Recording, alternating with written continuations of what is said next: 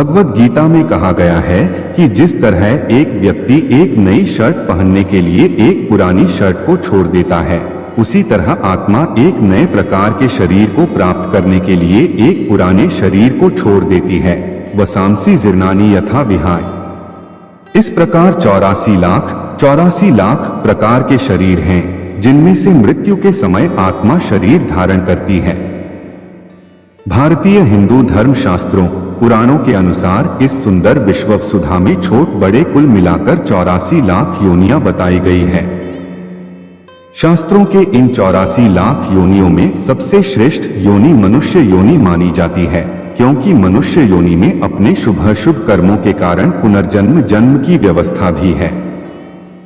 कहा जाता है जो अच्छे कर्म करते हैं उन्हें मानव जीवन मिलता है।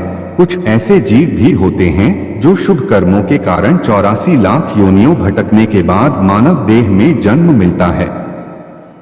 मुख्य बिंदु पद्म पुराण में 84 लाख योनियों का जिक्र मिलता है। पशु पक्षी कीड़े मनुष्य पेड़ पौधे आदि मिलकर 84 लाख योनियों बनाते हैं। ऐसा कहा जाता है कि 84 लाख योनियों को पार करने के बाद ही आत्मा को मनुष्य योनि मिलती है। मनुष्य योनि प्राप्त करके इंसान को शुभ कर्म करने चाहिए। मनुष्य को अशुभ कर्मों से मुख मोड़ लेना चाहिए। प्राणियों का भी विभाजन अलग अलग प्रकारों में हुआ है, जैसे कि जलचर, थलचर और नभचर प्राणी। मनुष्य देह 84 लाख योनि के बाद मिलती है और मनुष्य तो परमात्मा की प्राप्ति के लिए ही बनाया गया है। 84 लाख योनियों में 21 लाख जारज जरायुज, 21 लाख अंडज, 21 लाख स्वेदज और 21 लाख उद्भिज योनियां हैं। यदि विकासवादी पूर्ण जन्म और पुनर्जन्म के सिद्धांत को मान ले तो उन्हें 84 लाख योनियों के बाद मनुष्य योनि प्राप्त होने की बात अपने आप ही सिद्ध होती है। 52 अरब वर्ष एवं 84 लाख योनियों में भटकने के बाद मानव तन मिलता है। इसलिए मानव तन को दुर्लभ माना जाता है। इन योनि में विवेक जैसा दुर्लभ गुण जीव को प्राप्त होता है। आत्मा के प्रत्येक जन्म द्वारा प्राप्त जीव रूप को योनि कहते हैं। ऐसी 84 लाख योनियां हैं जिसमें कीट पतंगे पशु पक्षी वृक्ष और मानव आदि सभी शामिल हैं। योनियों का वर्गीकरण।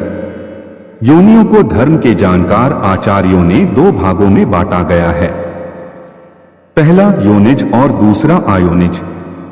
एक ऐसे जीव जो 2 जीवों के संयोग से उत्पन्न होते हैं वे योनिज कहे जाते हैं। 2 ऐसे जीव जो अपने आप ही अमीबा की तरह विकसित होते हैं उन्हें अयोनिज कहा गया। 3 इसके अतिरिक्त स्थूल रूप से प्राणियों को भी 3 भागों में बांटा गया है। 1 जलचर जल में रहने वाले सभी प्राणी। 2 थलचर पृथ्वी पर विचरण करने वाले सभी प्राणी। 3 नभचर आकाश में विहार करने वाले सभी प्राणी। तुलसीदास जी के मत में 84 लाख योनियां। तुलसीदास ने इस 84 लाख प्रकार के जीवों की बात को किस प्रकार अपने रामचरितमानस में दर्शाया। आकर 4 लाख 84 जाति जीव जल थल नभ बासी वर्टिकल बार सिय राममय सब जग जानी वर्टिकल बार करियु प्रणाम जोरी जुग पानी। अर्थ जीव 4 प्रकार के हैं, उनकी 84 लाख योनियों है तथा वह पृथ्वी जल और आकाश में रहते हैं। इन सब भरे हुए इस सारे जगत को सीताराम मैं जानकर दोनों हाथ जोड़कर मौ प्रणाम करता हूं। पद्म पुराण के अनुसार 84 लाख योनियां। इस कथा को जो पढ़ेगा उसे 84 लाख योनियों से मुक्ति मिल जाएगी। एक बार की बात है कि यशोदा मैया प्रभु श्री कृष्ण के उलाहनों से तंग आ गई और छड़ी लेकर श्री कृष्ण की ओर दौड़ी। जब प्रभु ने अपनी मैया को क्रोध में देखा तो वह अपना बचाव करने के लिए भागने लगे। भागते भागते श्री कृष्ण एक कुम्हार के पास पहुंचे। कुम्हार तो अपने मिट्टी के घड़े बनाने में व्यस्त था, लेकिन जैसे ही कुम्हार ने श्री कृष्ण को देखा तो वह बहुत प्रसन्न हुआ। कुम्हार जानता था कि श्री कृष्ण साक्षात परमेश्वर हैं। तब प्रभु ने कुम्हार से कहा कि कुम्हार जी, आज मेरी मैया मुझ पर बहुत क्रोधित हैं। मैया छड़ी लेकर मेरे पीछे आ रही हैं। भैया मुझे कहीं छुपा लो। तब कुम्हार ने श्री कृष्ण को एक बड़े से मटके के नीचे छिपा दिया।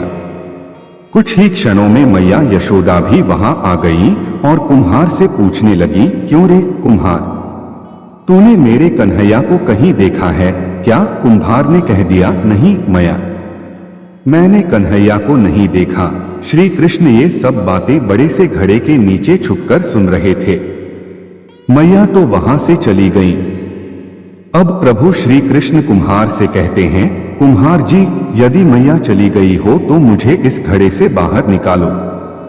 कुम्हार बोला, ऐसे नहीं प्रभु जी, पहले मुझे 84 लाख योनियों के बंधन से मुक्त करने का वचन दो। भगवान मुस्कुराए और कहा, ठीक है, मैं तुम्हें 84 लाख योनियों से मुक्त करने का वचन देता हूं।